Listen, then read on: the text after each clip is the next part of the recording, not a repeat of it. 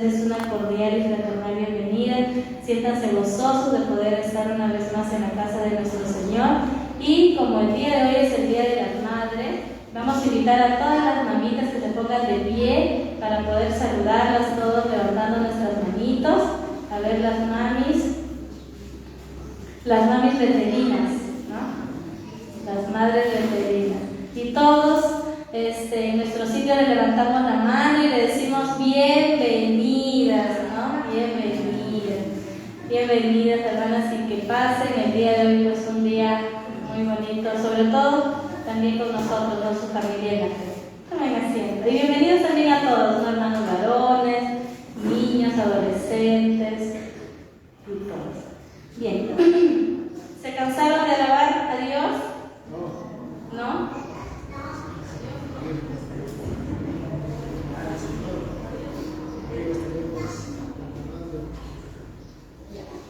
Mientras van descansando un ratito sus gargantas, les invito a buscar también en Primera de Tesalonicenses, donde debe estar publicada la lectura. Primera de Tesalonicenses, capítulo 1, versículo del 4 al 7. Primera de Tesalonicenses, capítulo 1, del 4 al 7.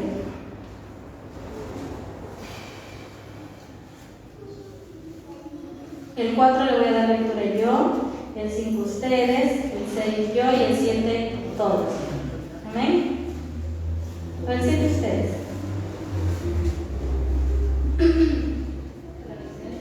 Primera de Tesalonicenses, capítulo 1, versículos del 4 al 7.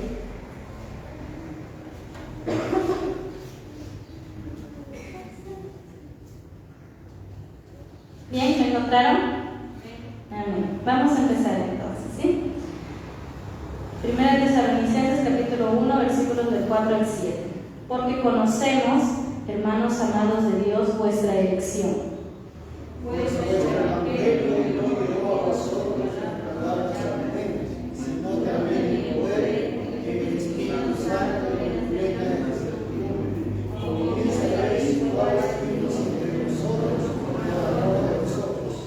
Y vosotros vinisteis a ser imitadores de nosotros y del Señor, recibiendo la palabra en medio de gran tribulación, con gozo y del Espíritu Santo. De tal manera que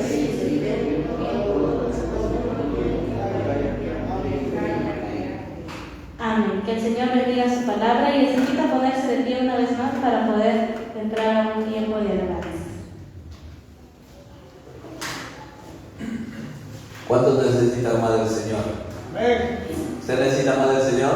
Amén. Si usted no necesitara más del Señor, no estuviera aquí. Yo necesito más del Señor. Y vamos a decir en esta oportunidad, en este canto que dice, yo quiero más de ti. Porque precisamente lo que vamos a hablar de hoy es lo que nos lleva realmente a decirle, Señor, yo quiero más de ti. Vamos a decir en esta mañana. Si le conecto con esto, yo necesito más de ti, Señor.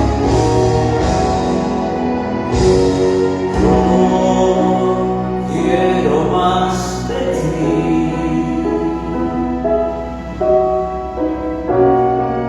y habitar en tu presencia. Vengo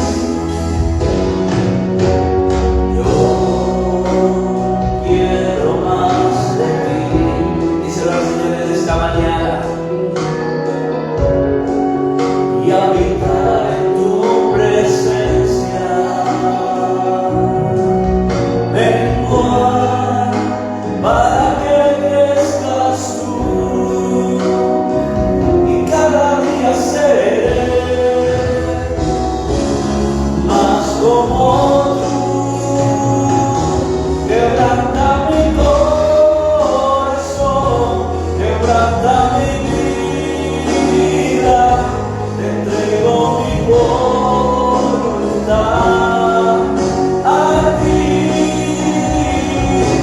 Todo lo que soy, Señor, todo cuanto tengo es tuyo. Yo quiero menguar para que crezcas tú.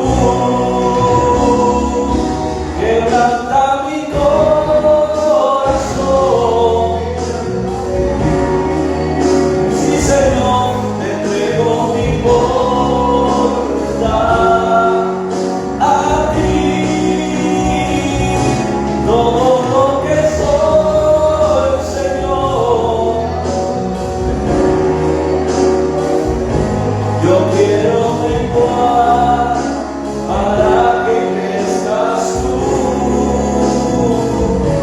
Yo quiero menguar para que crezcas tú. Yo quiero menguar para que crezcas tú.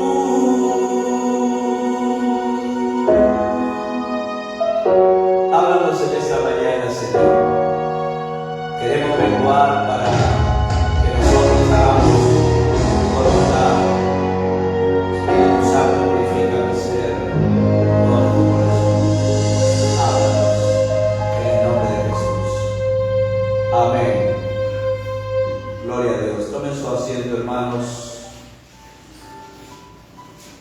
Y vamos a ir a la palabra de Dios.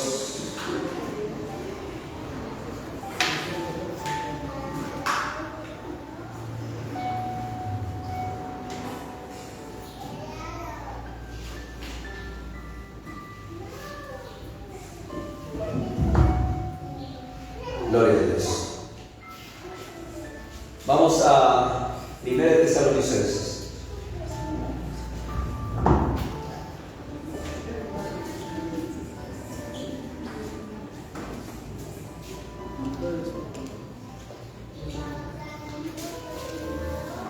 Estábamos estudiando esta carta, pero tomé una pausa por un mes. Quise realmente estudiar más el versículo 4, que es un versículo muy interesante y que enfatiza, hermanos, acerca de una doctrina, que es la doctrina de la elección, lo cual nosotros hoy día vamos a hablar. Y recordemos que el autor de esta carta es el apóstol Pablo. Y Pablo está escribiendo esta carta desde Corinto. Él está en Corinto. Él, ¿por qué motivos había ido a Corinto? Por el motivo de se había levantado una revuelta contra Pablo cuando estaba en Tesalónica.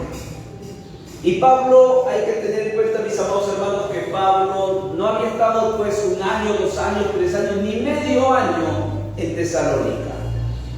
Pero bastó un día en su viaje misionero, que es el segundo viaje misionero, que Pablo llega a Macedonia. Estuvo por Filipos. Recuerde que antes de ir a Macedonia él tuvo una visión del varón macedonio que le dijo: pasa por aquí a ayudarnos. Y él no fue desobediente a esa voz y fue a Macedonia, y vemos que funda la iglesia en Filipos, y de ahí se va a Tesalónica. Después de que viaja a Tesalónica, el apóstol Pablo entró a una sinagoga. Una sinagoga es un lugar donde se estudiaba la ley en ese tiempo, y hasta el día de hoy existen sinagogas allá. Entonces Pablo, en ese viaje misionero, entró a esa sinagoga y se le dio oportunidad para predicar, y es ahí donde algunas, no digo todas, algunas personas creyeron en el Evangelio de aquel Jesucristo que había sido crucificado y al tercer día había resucitado, lo cual Pablo predicaba. Entonces, después esa iglesia se fundó con unos pocos miembros. Algunos estudiosos de la palabra dicen que Pablo solamente estuvo como 3 sábados en Tesalónica. Imagínense, 3 sábados, una iglesia fundada. Pero nos vamos a dar cuenta qué nos puede enseñar esta iglesia que tiene poco tiempo. No estoy hablando de medio año, de 2 años, de 3 años, 5 años, 30 años, no. Solamente 3 sábados en los cuales realmente recibieron la palabra. Y dice la palabra del Señor, si usted lee el capítulo 1 de 1 Tesalonicenses, usted se va a dar cuenta de la manifestación que de esta iglesia, que tiene poco tiempo de formación, eran unos bebés espirituales. Necesitaban atención pastoral, necesitaban discipulado, necesitaban liderazgo, pero nos vamos a dar cuenta, hermanos, realmente, ¿qué es lo que se produce cuando hay personas que se convierten genuinamente? Porque lamentablemente, mis queridos hermanos, el hecho de que esté a una iglesia, a un templo lleno, no significa que todos sean salvos. No significa, no garantiza. Pero aquí nos vamos a dar cuenta, hermanos, cómo Pablo da gracias por una iglesia elegida, escogida por Dios. Recordemos que Pablo empieza desde el versículo 2 diciendo: damos siempre gracias a Dios por todos vosotros. ¿Por quiénes? Por los hermanos de Tesalónica. Y más adelante dice, haciendo memoria de vosotros en nuestras oraciones, acordándonos sin cesar delante del Dios y del Padre nuestro de la obra de vuestra fe, del trabajo de vuestro amor y de vuestra constancia y esperanza en nuestro Señor Jesucristo. La primera parte que habíamos estudiado esta carta, habíamos visto que Pablo está dando gracias a Dios por esta iglesia que presenta 3 cosas importantes en el versículo 3. En primer lugar, lo que presenta es una fe genuina. Ellos se convirtieron genuinamente, hermanos. Y todo lo que hacían, lo hacían por fe. ¿Por qué? Porque ellos habían entendido que todo lo que le agrada a Dios debe ser por fe. Porque sin fe es imposible agradar a Dios. Si voy a hacer alguna cosa o voy realmente, no lo sé, en todo el trabajo que haga tengo que hacerlo por fe. Eso significa yo quiero agradarle al Señor. Ellos no buscaban agradar al hombre, ellos no buscaban agradar a Pablo, a Timoteo, a Silas, que eran sus compañeros. Ellos querían agradarle a Dios. Porque los que se convierten son llamados a agradar a Dios. Los que se convierten no son llamados a agradar al hombre o ganarse, como por ejemplo los políticos quieren ganarse el favor de la gente. El verdadero convertido genuinamente no busca, hermanos, ser famoso en la congregación o ganarse los aplausos o la aprobación. La persona que se ha convertido genuinamente tiene en cuenta lo que Pablo le dijo a Timoteo: procura con diligencia presentarte a Dios aprobado. A Dios aprobado, no a los hombres, a Dios aprobado. Porque Dios es el que conoce tu vida, Dios es el que conoce tu corazón, Dios es el que conoce todo realmente lo que tú archivas y guardas y los más secretos de tu corazón. En cambio el hombre no. Al hombre le podemos engañar, al hombre nos podemos burlar, mientras que la palabra de Dios dice que Dios no puede ser burlado.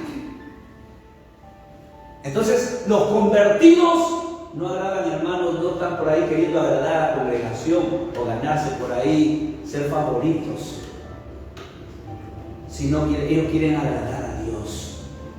Y Pablo está dando gracias a Dios por esta iglesia que tiene, podemos poner ya 1 mes de convertidos, de fundada, unos bebés espirituales, pero estaban actuando por fe. Estaban haciendo las cosas por fe, porque ellos entendían que la única forma de agradar a Dios era vivir una vida por fe. Por eso hay un cántico del himno que cantamos, dice que la iglesia por fe vivirá y no por vista. Y todos los que pertenecen a la iglesia de Cristo viven por fe y no por vista. Porque si usted está aquí en este día sin conocer todavía al Dios maravilloso que ha asegurado que viene pronto, pero usted está aquí. Sin conocerlo, sin verlo, pero usted está aquí. ¿Qué es lo que le mueve eso? La fe. Porque la fe es creer en lo que no se ve. Entonces Pablo ha estado dando gracias por la fe de estos hombres que genuinamente se han convertido al Evangelio de Cristo. La segunda razón que habíamos visto por la cual Pablo da gracias es por el trabajo de amor. En otras traducciones dice por el servicio. Dios, hermano, nos sacó de las tinieblas a su luz admirable para servirle. Para servirle. Pero una de las cosas hay que tener en cuenta presente esto. Que tu motivación para servirle no sea bajo presión. No sea pues que alguien te presione o te sientas presionado. Lo que nos enseña aquí, hermanos, los hermanos de Tesalonicenses, los tesalonicenses nos enseñan que lo que le motivaba para servir era el amor. Todo servicio que hacían para la obra de Dios era impulsado por el amor. Si tú te sientes, hermano, a hacer algo por la obra de Dios, examínate bien. ¿Qué es lo que te motiva? ¿Es el amor o la presión o lo que es tu responsabilidad? A veces, hermanos, en los ministerios se siente más presión que amor. A veces hay cristianos en los ministerios que, me presionan, me obligan, me piden. Y a veces, hermanos, somos tentados, porque somos humanos, somos tentados a hacer las cosas por presión, por obligación. Bueno, porque estoy en el ministerio, lo hago. Y no lo hacemos por amor. Mientras que Pablo dice, y todo lo que hagáis, hacedlo de corazón, como para quién, como para el Señor y no para los hombres, porque de Él vas a recibir la recompensa. Si tú estás en su obra, si tú estás en su ministerio, si tú estás en alguna cosa de la iglesia, no vas a recibir el premio o un agasajo del pastor, porque la obra no es del pastor. El pastor no es dueño de la iglesia. Él no es la cabeza de la iglesia. Eso hay que entenderlo bien. La cabeza de la iglesia se llama Cristo. Él es la cabeza de la iglesia. Aquí como pastor yo también tengo que un día rendirle cuentas, porque a Él le sirvo, porque Él me llamó sin ser nada. Él me llamó y a Él tengo que realmente rendirle. Entonces Pablo está dando gracias por esta iglesia que era motivada para servir, pero motivada por el amor. Si tú no sientes amor en hacer las cosas mejor, hermano, no lo hagas.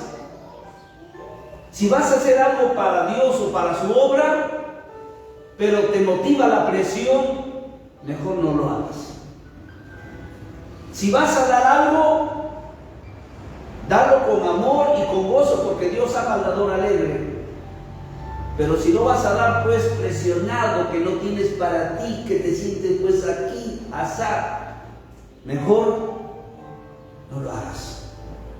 Todas las cosas que tenemos que hacer para el Señor, tenemos que hacerlo con amor. El apóstol Pablo decía que sin amor, nada soy. Entonces esta iglesia, hermanos, estaba dando estas evidencias. Y Pablo en la tercera evidencia del versículo 3, hay una tercera evidencia, que Pablo da gracias. ¿Por qué? Porque esta iglesia, estos hermanos que tenían poco tiempo, esperaban con entusiasmo la venida del Señor. Yo pregunto hoy en día, ¿quién está esperando a su Señor con entusiasmo? Hoy en día hay muchos cristianos que ni por acá se les cruza que Cristo va a venir pronto, y viven como quieren, viven rebeldes, viven desobedientes, no hacen caso, viven más para el mundo que para Dios, están más un paso para el mundo que para la iglesia, no se consagran. ¿Y qué día se consagran? Solamente cuando se reúnen. Cuando se reúnen muchas veces, a veces ahí se acuerdan que son cristianos. Pero cuando están, por ejemplo, por afuera, ya por sus amigos, por sus amigas, no lo sé, son parte del mundo. La palabra del Señor dice, no te conviertas tú a ellos, conviértanse ellos a ti. En otras palabras, no te dejes arrastrar e influenciar por las tinieblas. Si tú eres luz, alumbra, brilla con tu vida, tu testimonio. ¿Por qué? Porque tú estás esperando con entusiasmo que Cristo viene pronto. El hecho de que Él esté ausente, que todavía no venga, no significa que no esté con nosotros. Él prometió diciendo, y yo estaré con vosotros todos los días hasta el fin del mundo. Entonces Pablo había estado dando gracias por una iglesia que presentaba, hermanos. Y esas son evidencias, esas tres son evidencias de una iglesia que ha sido elegida por Dios. Mientras que una iglesia, hermanos, no dé evidencias de vida nueva, mientras que una iglesia no dé evidencias realmente que si va a hacer algo para el Señor, lo haga con amor, mientras que una iglesia no viva por fe, mientras que una iglesia, escúcheme bien, no espere con entusiasmo a su Señor, sino que en lugar de perseverar, en lugar de estar firme, retrocede, se aparta, se enfría, esa iglesia no ha sido escogida por Dios. No ha sido escogida. Esa iglesia podrá cantar, podrá alabar, podrá danzar, no lo sé qué quiera hacer. Podrá dar su diezmo, podrá dar su ofrenda, no lo sé. Pero nunca ha sido escogida por Dios. Nunca ha sido. Porque la verdadera iglesia, hermanos, espera con entusiasmo a su Señor. Está como esas 7 vírgenes prudentes. Está velando. Está alerta, no permite que esa llama de su lámpara se apague. Hoy en día hay muchos cristianos con sus lámparas apagadas, hermanos. Ese amor por su Señor se ha apagado por los afanes del mundo, por las cosas materiales, dando prioridad a las cosas materiales que a Dios. Mientras que la palabra de Dios dice, busca primeramente el reino de Dios y su justicia, y el resto vendrá por añadidura.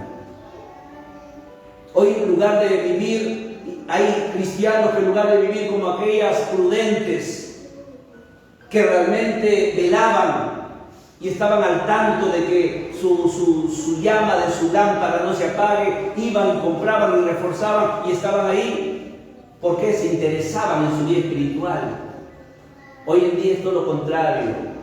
Hay muchos cristianos que viven como las insensatas, que no les importa su vida espiritual, que se conforman con la vida espiritual que llevan, que cada año son los mismos, no crecen, no maduran, no cambian, siguen siendo los mismos y su llama ya se está apagando y ni siquiera se preocupan por decir, ya se apaga la llama del amor del Señor. Entonces no son capaces, hermanos, de buscar más aceite, porque no les interesa, no les interesa. Ellos quieren seguir siendo los mismos hasta que se apagó. Y dice la palabra que estas mujeres que se quedaron dormidas, perezosas espiritualmente, fueron a las prudentes y les dijeron, denos de su aceite. ¿Por qué? Porque habían escuchado que habían ido a comprar. Y las prudentes, ¿qué dijeron? No. Eso significa, hermano, responsabilidad. La salvación es una responsabilidad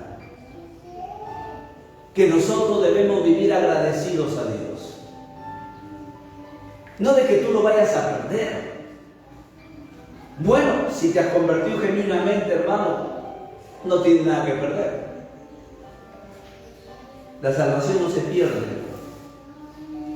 En cambio, cuando una persona no se ha convertido, lamentablemente, pues, haya hecho lo que haya hecho, la persona nunca tuvo nada, nunca recibió nada. Y estas mujeres no le dieron.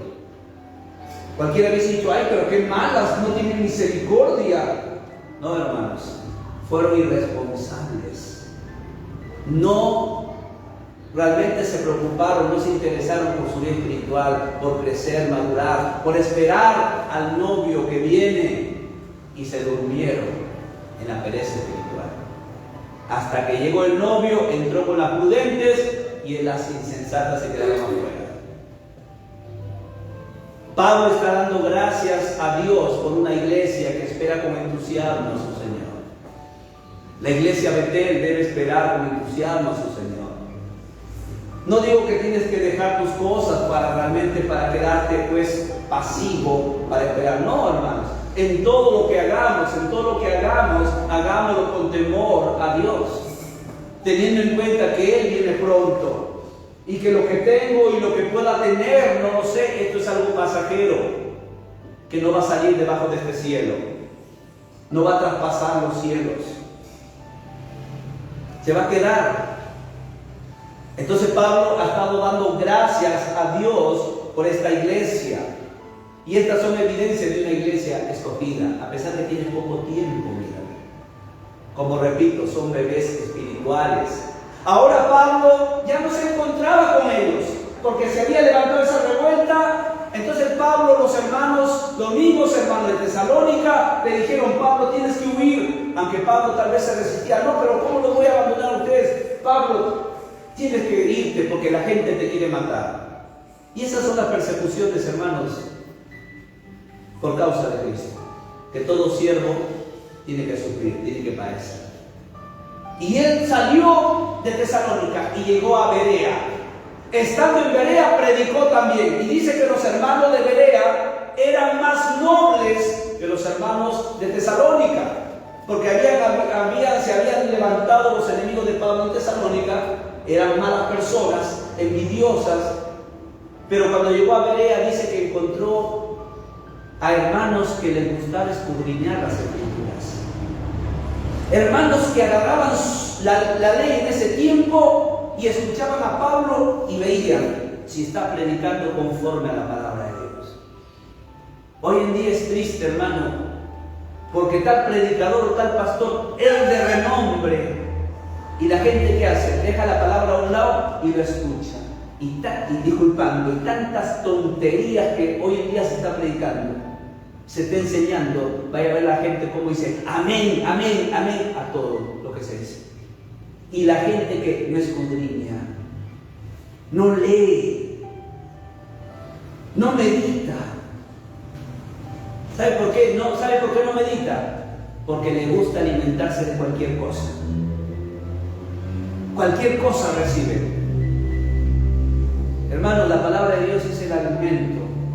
Como Pedro dijo: desead como niños recién nacidos la leche espiritual no adulterada, para que por ella crezcáis, madurar para salvación. Entonces, cuando Pablo llega a Berea, encuentra a estos hermanos. Mientras que él predicaba, los hermanos miraban, veían si Pablo predicaba de acuerdo a lo que está escrito. Hermanos, los que esperan al Señor no están como dice: ay, porque el pastor, sea el pastor lo que sea el pastor. Tú tienes que ir a la Escritura, tú tienes que ir a la Biblia, tienes que ir a la palabra de Dios, hermanos. Porque tu vida no depende del pastor, tu vida depende de la alimentación que tú tengas. Hoy en día, hermanos, lamentablemente se ha vuelto el pastor el blanco. Que yo soy así por culpa del pastor. Que yo no voy a la iglesia por culpa del pastor. Que yo no hago esto por culpa del pastor. Si vivo desanimado, por culpa del pastor. Si vives desanimado, hermano, es porque no lees la Biblia. No lees la Biblia. Y no creces y no maduras. Mientras que la palabra del Señor dice: estad firme y constante, creciendo en la obra del Señor siempre. Siempre, en las buenas y en las malas, estamos llamados a crecer en la obra del Señor siempre. En ninguna parte de la Biblia, hermanos, se encuentra que un cristiano se desaliente, se desanime y se aparte. O que viva siempre desanimándose. No, hermanos. Por eso la Escritura dice: mi pueblo perece por falta de conocimiento. Por falta de conocimiento. ¿Por qué hoy en día el hombre le da tanta cabida al desánimo, al desaliento, y nunca está firme, y nunca avanza? ¿Sabe por qué? Porque no se alimenta Jesús dijo, no solo de pan vivirá el hombre, sino de toda palabra que sale de la boca de Jehová. Hay personas que dicen, yo no entiendo por qué me va mal. Yo no entiendo por qué todo me sale mal. No es que no entiendas, sino que no tienes presente a Dios. No tienes presente realmente su palabra. Su palabra que dice, nunca se apartará de tu boca este libro de la ley, sino que de día y de noche meditarás en él para que hagas y guardes a todo lo que en él está escrito. Entonces harás prosperar tu camino. ¿Y qué más dice? Y todo te saldrá bien. Pero hay personas hoy en día que viven así. ¿Por qué todo me sale mal? ¿Por qué, pastor, no tengo suerte en el amor? Es porque sea feo o fea. Porque muchas veces en lugar de buscar la voluntad de Dios, estás buscando tu voluntad. Estás mirando al mundo. Mientras que la palabra del Señor dice, no os unáis en yugo desigual con los incrédulos. ¿Qué comunión tiene la luz con las tinieblas? ¿No es así? ¿Por qué todo me sale mal? ¿Por qué, pastor, en mi trabajo no me sale bien? ¿O en mi negocio no estoy prosperando? Porque muchas veces tal vez le estamos robando a Dios. Pastor, no me alcanza lo que mi esposo me da porque le está robando a Dios. Hay muchas cosas, hermanos, que no entendemos y también decimos, ¿por qué nos sale mal? Vamos a la palabra. ¿Cómo está realmente nuestra comunión con Dios? Entonces, muy importante, hermanos, es entender la vida cristiana que se formó en los hermanos de Tesalonicenses. Y Pablo da gracias a Dios por esta iglesia. Pablo da gracias, ¿por qué? Porque esta iglesia con entusiasmo espera a su Señor. Con entusiasmo, con alegría. Ahora, cuando entramos al versículo 4, hoy ya voy a tomar solamente el versículo 4. Miren lo que dice. Porque conocemos, hermanos, amados de Dios, vuestra elección. Vuestra elección. Pablo les había dicho que estaba en Berea, estaba ahí predicando, pero después que Pablo terminó, fue a Atenas, más allácito. En Atenas, Pablo envía, él se da cuenta que los hermanos de los tesalonicenses se habían quedado pues solos. Entonces envía a Timoteo, a que Timoteo realmente vaya y fortalezca y ayude y afirme a los hermanos. ¿Sabe por qué? Porque Pablo había escuchado que sus enemigos estaban poniendo a la congregación en contra del siervo de Dios. Y eso, hermanos, es muy común hoy en día. No solamente el enemigo, el diablo, que deberíamos entender que el diablo es el enemigo de la iglesia, sino, hermanos, cualquier persona que quiere ponerse en contra del hermano, en contra de tus líderes o en contra de tu pastor, es un enemigo de la iglesia. Es un enemigo. Esas personas que estaban hablando allá le decían a los hermanitos que recién habían nacido espiritualmente. Oye, imagínense, recién bebés espirituales y diciéndoles, oye, si Pablo realmente los amara, él estuviera aquí, él no hubiese huido. Si Pablo realmente fuera un siervo de Dios, él estuviera acá sufriendo por ustedes. Pero en cambio él se fue, los abandonó. Oye, imagínense cómo el diablo no descansaba. Recién habían nacido, ya los estaba ya, como dice, por desanimar, desalentar. Pero mis queridos hermanos, mi pregunta es, ¿estos hermanos se desanimaron? ¿Se desalentaron? No, hermano. ¿Sabe por qué? Porque ellos habían recibido la palabra. Dice la palabra que la fe viene por el oír, y el oír por la palabra de Dios. Cuando una persona, hermano, se fundamenta en esto, yo sé que el pastor me puede fallar, pero Pablo no le falló, hermanos, a ellos. No le falló. Cualquiera de nosotros podemos tal vez cometer errores o fallar. Pero Pablo aquí no les falló, hermanos. No les falló. Ellos fueron conscientes de lo que se había levantado contra Pablo. En cambio, ellos lo ayudaron y dijeron: hermano Pablo, tienes que salir de aquí. Pero al salir ellos, ¿qué hicieron ellos? Se desanimaron, dijeron: bueno, ya no hay iglesia, bueno, ya nuestro pastor ya se fue por otro lado. Bueno, entonces ya, pues, ¿qué vamos a hacer? ¿Nuestra casita? No, pues, ¿acaso hicieron eso? No, hermanos, no hicieron eso. Ellos mismos comenzaron a congregarse. Ellos mismos comenzaron a abrir sus Biblias, a estudiar, a leerlo. Ellos mismos comenzaron a cantar. Ay, no cantamos porque no tenemos ministerio de alabanza. No predicamos porque no hay pastor, no hay un líder. Ellos mismos, y tenían recién, hermanos, pongamos un mes de convertidos. Un mes. Pero a veces, lamentablemente, hermanos, hay cristianos que tienen más años. Estamos hablando de años. Ellos tenían recién un mes. No pasa nada, no hay aquí. No hay. ¿Para qué ellos si no hay? Ay, ¿qué pues si nos reunimos solamente se reúnen 4 gatos? A veces se toma así de este. ¿Se cuenta? ¿Para qué vamos a ir? Un cristiano convertido, hermano, nunca está así. ¿Pero por qué? ¿Cómo? Ese cristiano está. ¿Qué puedo hacer? ¿Qué hay que hacer? Si no hay el pastor, no hay los líderes en esta iglesia, entonces con los hermanos que estamos, hermanos, vamos reuniéndonos para leer la Biblia. Vamos reuniéndonos para orar. Vamos reuniéndonos, hermanos, para cantar. ¿Sabe por qué? Porque realmente ahí demuestra que se han convertido de verdad. Pero una persona que no se ha convertido, hermanos, siempre depende de los demás.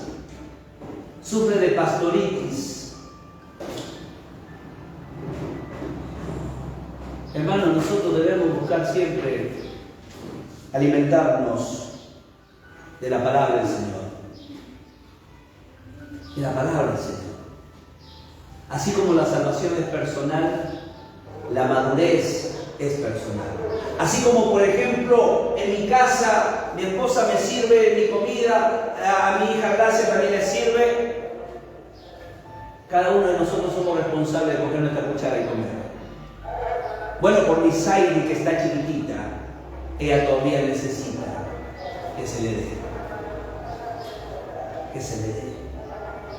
Pero ya lo que tenemos ya tiempo, hermanos, ya no estamos ya para recibir, sino estamos para qué? Para dar. Pero ¿cuándo vas a dar? Cuando estés bien alimentado de la palabra. Mientras que no estés alimentado de la palabra, no vas a saber evangelizar, no vas a dar una palabra de exhortación, no vas a dar una enseñanza, porque nadie da lo que no tiene. Pero en cambio, si tú te alimentas de la palabra de Dios, estudias la palabra de Dios, vas a tener de qué enseñar, vas a tener de qué dar, hermano. Entonces, cuando Pablo estaba en Atenas, envía a Timoteo y le dice: anda, fortalece a los hermanos. Él pensaba en los hermanos, él oraba en los hermanos. No vaya a creer que Pablo se olvidó de los hermanos. Estos hermanos estaban siempre en sus oraciones, como dice el versículo 2.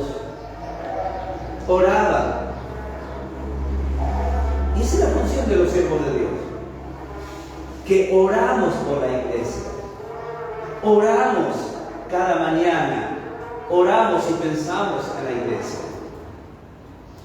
Entonces, cuando Pablo deja Atenas y llega a Corinto, es ahí donde Timoteo viene y encuentra a Pablo en Corinto, y ahí le da: Pablo, esto es lo que está pasando en Tesalónica. Los hermanos están manifestando su fe en el Señor. Es algo impresionante. Yo me puedo imaginar la noticia que le dio Timoteo a Pablo. Y es ahí donde Pablo comienza a escribir esta carta a los hermanos, de acuerdo al informe que Timoteo le trajo. Ahora, en el versículo 4, Pablo continúa agradeciendo a Dios por la iglesia en Tesalónica. Pablo en el verso 4 revela la obra de gracia por parte de Dios a favor de la iglesia de Tesalónica. Y esa obra de gracia es la elección. Es la elección. Yo he escuchado a muchos comentaristas durante este mes que me he tomado en cuanto a esta doctrina. Pero una de las cosas yo quiero dejar bien claro esto, mis hermanos. Yo realmente he escuchado a cada comentarista que son doctores, magíster en teología y muy reconocidos. Pero, hermanos, no significa que yo solamente tengo que dejarme llevar por lo que dice tal persona o tal persona, sino que como pastor yo tengo que tener mi punto personal. ¿Cuál es el concepto de esta teología, de esta doctrina de la elección? Bien que yo concuerdo con muchas predicaciones de tales predicadores que han edificado bastante mi vida y siguen todavía edificando mi vida. Pero no significa que yo tengo que depender de lo que ellos dicen, sino que yo tengo que tener un punto personal. ¿Cuál es mi concepto en cuanto a la doctrina de la elección? Ahora, pero yo así como tengo mi punto de vista, ¿sabe por qué le digo? Es porque yo he ido a la Biblia. Yo he comenzado a escudriñar la palabra de Dios. Y de acuerdo a la palabra de Dios, Dios realmente me ha hecho entender y me revela a través de su palabra lo que ahora realmente yo puedo enseñarles. Ahora, cada uno de ustedes puede tener su punto de vista en cuanto a la elección. Pero, ¿qué es lo que le va a llevar a tener un buen punto de vista? Es que usted vaya a la Biblia, hermanos. No porque dice tal pastor, o no porque dice tal predicador, ni aún porque dice el pastor Santos. Yo quisiera esto que quede bien claro. Usted vaya a la Biblia, estudie y permita que la Biblia le convenza a usted, así como me ha convencido a mí. Entonces lo que ya la palabra del Señor me ha dado a mí, eso, hermano, lo voy a predicar, lo voy a enseñar. Si hay un pastor que es amigo mío y tiene otro punto de vista, yo lo respeto. Yo lo respeto. Así también en la congregación debe ser. Entonces, usted, si se interesa por las cosas de Dios, vaya a la Biblia, escudriñe la Biblia y va a ver. Entonces, yo no quisiera, bueno, mi pastor o el pastor santo, no. Usted tenga su propio punto de vista personal. Yo le desafío que vaya usted a la Biblia, así como yo he ido a la Biblia. Por eso me tomé una pausa de un mes. No he predicado primero en Tesalonicenses.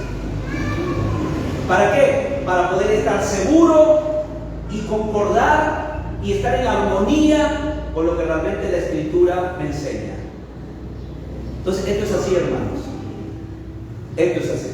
Cada uno debe tener un punto de vista personal, pero responsablemente meditando en la palabra de Dios. Ahora, el apóstol escribe diciendo: porque conocemos, hermanos amados, vuestra elección. Ahí es donde él habla de la elección. La pregunta es: ¿qué entendemos por elección? Yo he citado a comentaristas estudiosos de la Biblia que edifican mi vida espiritual, pero también en mi estudio personal, en mi análisis, en mi investigación, tengo también un punto personal en conclusión. Por ejemplo, Conner dice: la elección significa que Dios ha determinado sacar a algunas personas a favor de las cuales su corazón se ha eternamente inclinado y las cuales son objeto de su amor eterno, para que pongan su fe en Jesús como Salvador. Chaperrillie dice: la elección enfatiza el escogimiento libre de Dios, sin presiones, de individuos para salvación, sea la elección de Cristo, Israel o ángeles, que lo cual no está bajo esta consideración. Luis Berkhoff dice: puede definirse como aquel acto eterno de Dios por el cual en su soberano beneplácito o voluntad, y sin tomar en cuenta ningún mérito visto de antemano en ellos, elige cierto número de hombres para hacerlos recipientes de gracia y especial y de eterna salvación. Douglas dice que la elección de Dios, dice, en su elección de un pueblo es una persona para la salvación o el servicio. La selección se basa no en el mérito, sino en su amor libre y soberano. Wiley Grudem dice: elección es el acto de Dios antes de la creación en el que Él escoge algunas personas para salvarlas, no en cuenta de ningún mérito previsto en ellas, sino solamente debido a su soberanía y placer. Louis Chafer dice: la elección divina no es un acto de Dios en el tiempo, o sea, no depende del tiempo, sino una parte de su propósito eterno. Nuestra elección es según el propósito suyo y gracia que nos fue dada en Cristo antes de los tiempos de los siglos. Por cuanto el plan de Dios es eterno, la elección como parte esencial del plan debe ser eterno. Ese es su punto de vista de ellos en cuanto a la elección. ¿Cuál es el punto de vista del pastor Santos Díaz? Santos Díaz dice: la elección es un acto de amor y de gracia por parte de Dios para con el hombre pecador. Dios en su soberana voluntad eligió a ciertas personas antes de la fundación del mundo, y esa elección no lo hizo basado en algún mérito u obra que pudiera hacer el hombre en el futuro, sino por amor y gracia. Mientras que el hombre no entiende el significado de la palabra gracia, jamás entenderá la doctrina de la elección. Ese es el punto de vista con el cual yo he concluido en cuanto a mi investigación de lo que la Biblia me dice. Entonces podemos decir que yo entro al grupo de estos comentaristas, porque esto es lo que la palabra del Señor me enseña. Entonces, esto es la elección. Cuando dice realmente Pablo, porque conocemos, hermanos amados de Dios, vuestra elección. Ustedes han sido escogidos por Dios antes de la fundación del mundo, sin que Dios vea sus obras o algún mérito en el futuro. En otras palabras, Dios no escogió a santos porque Él vio en el futuro de que Santos iba a ser pastor, iba a cantar, iba a ir a la iglesia. No. La palabra del Señor dice que Dios sí conoció, pero conoció a personas. Habla de relación, no de obras. Dios conoció. Por eso es que a Él le plació escoger a tales personas. A Dios no le movió de que esta persona iba a ser muy misericordiosa o le iba a gustar tal vez hacer tantas cosas en la iglesia. No. Dios le escogió porque le plació. Y más adelante vamos a ver por qué, hermanos. Entonces hoy día nos quedamos realmente en esta parte, en donde nosotros realmente vemos qué es la elección. Vamos a ponernos de pie y vamos a orar. Y vamos a decirle gracias, Señor, por tu amor y tu misericordia y tu bondad. Padre nuestro que estás en los cielos, te damos gracias, Señor, por tu palabra, que es poderosa, que nos motiva, nos alienta y nos enseña a mantenernos firmes y hacer las cosas con amor, agradarte por fe y a la vez esperar con entusiasmo tu segunda venida. Señor, que esta palabra, este estudio de tu palabra motive a mis hermanos, anime, Señor, a tu iglesia a aprender el ejemplo de esta iglesia de Tesalónica. La gloria y la honra, Señor, te damos a ti por tu obra maravillosa de la elección. En el nombre de Jesús. Amén. Tomen sus asientos, hermanos.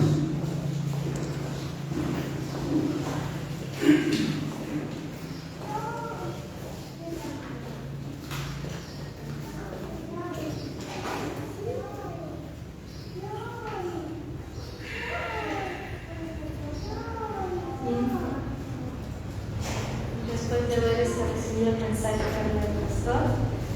Les invito a buscar en sus Biblias, hermanos, en Proverbios capítulo 3, versículo del 9 al 10.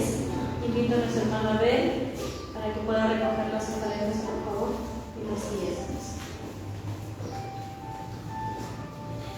La palabra de Dios dice: honra a Jehová con tus bienes y con las primicias de todos tus frutos, y serán llenos tus graneros con abundancia, y tus lagares rebosarán de gozo.